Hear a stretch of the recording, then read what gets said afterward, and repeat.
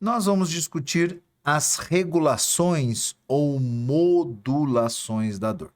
Regulação ou modulação da dor é quando eu consigo alterar a percepção, a intensidade desta dor. Na primeira aula, nós vimos as maneiras de potencializar esta dor, que nós demos o nome de hiperalgesia, primária, secundária, alodinia, que não deixa de ser uma regulação e modulação da dor, porém para cima. Agora nós vamos ver que existem estratégias endógenas e orgânicas para fazer o estímulo oposto. Como que eu conseguiria diminuir a percepção da dor? A primeira delas, por coincidência, também são por estímulos mecânicos, semelhantes ao que a alodinia fez, só que nós vamos usar estímulos, mecanismos diferentes. Então, nós vimos que em casos de alodinia, em que eu tenho uma sensibilidade muito alta de certos receptores, pode ser que um estímulo tátil possa potencializar o efeito da dor. Porém, eu também posso fazer, dependendo da intensidade, claro, um estímulo oposto, um mecanismo oposto. Eu posso diminuir a percepção e intensidade da dor utilizando um estímulo mecânico, vibração, tátil, que é o que normalmente nós fazemos, isso é já de dito popular, quando eu tenho algum trauma em região óssea, articular, pele ou às vezes muscular, é de comum, de dito popular, que a gente esfregue esta região ou que a gente comprima esta região.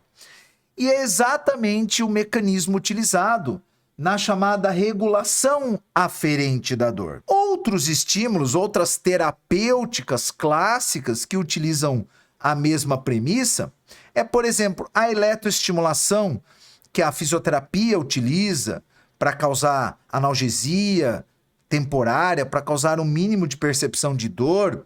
Estímulos utilizando agulhas, que é o caso da acupuntura, não entrando lá no mérito da medicina chinesa, a massagem, a massoterapia. Então, todas essas técnicas utilizam como premissa básica para diminuir a percepção, para diminuir a transmissão da dor, o que nós chamamos de regulação aferente. Essa regulação aferente, ela inicialmente foi descoberta por dois pesquisadores da Universidade de Massachusetts ou Tennessee, não me recordo agora, que foi Melzack e Wall. E eles chamaram isso de teoria do portão da dor. Então vamos lá. Na nossa via clássica da dor, nós tínhamos, por exemplo, neurônios de transmissão de dor lenta, aquele polimodal, terminações nervosas livres do tipo C, e que eram, lembram, axônios bem lentos de transmissão. Então eles chegavam lá na coluna dorsal, faziam sinapse com o segundo neurônio. Esse segundo neurônio, que era o neurônio de segunda ordem, enviava essa informação lá pela via espinotalâmica. Porém, e se eu estimular neurônios receptores ligados a fibras que são mais rápidas do que as do tipo C, hein? Ou pode ser até as do tipo A delta. Então vamos pegar receptores táteis, tato, pressão, vibração, e que esses neurônios estão conectados em fibras bem rápidas, a alfa, a beta. Então esses mecanoceptores não nociceptivos são neurônios de transmissão muito rápida. E aí, quando eu tenho um estímulo de dor, eu começo a excitar esse tipo de receptor, esse tipo de terminação. E aí, observem o que este neurônio vai fazer. Esses neurônios ligados a esses mecanoceptores também adentram pela coluna dorsal. Só que agora, esses neurônios, olha o que eles fazem. O principal mecanismo de ação deles é o seguinte: lá na coluna dorsal também existem interneurônios, neurônios intermediários, neurônios pequenos, interneurônios. Os nossos mecanoceptores ligados a esses neurônios, Esses neurônios adentram a coluna dorsal e excitam esses interneurônios. Excitam os interneurônios. Só que esses interneurônios normalmente fazem o quê? Eles são interneurônios inibitórios. Então, esses interneurônios inibitórios começam a inibir tanto os meus neurônios do tipo C, aqueles neurônios de nocicepção, quanto os neurônios de segunda ordem, ligados lá na substância gelatinosa, que transmitem a informação de dor.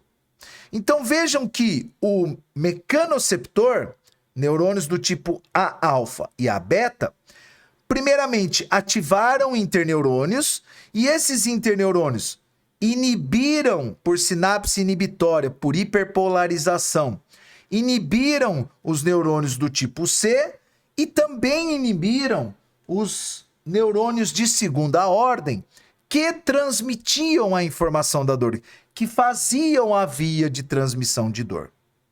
E também esses neurônios, do tipo A-alfa e A-beta, excitam os segundos neurônios, só que são os segundos neurônios lá da via de transmissão tátil. Então ele pode subir para excitar esses neurônios.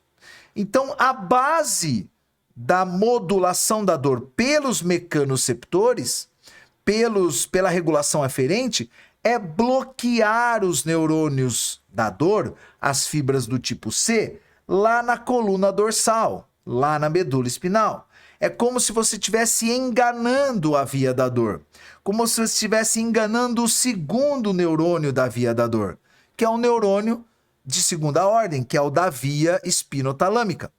Através de um interneurônio, eu consigo, via de regra, bloquear tanto a fibra C quanto o segundo neurônio. Então, esta é a base que nós utilizamos para várias terapêuticas, massoterapia, acupuntura, agulhas e, claro, aquele primeiro estímulo da dor ali que nós fazemos quando nós temos um trauma. E também a fisioterapia usa muito a eletroestimulação.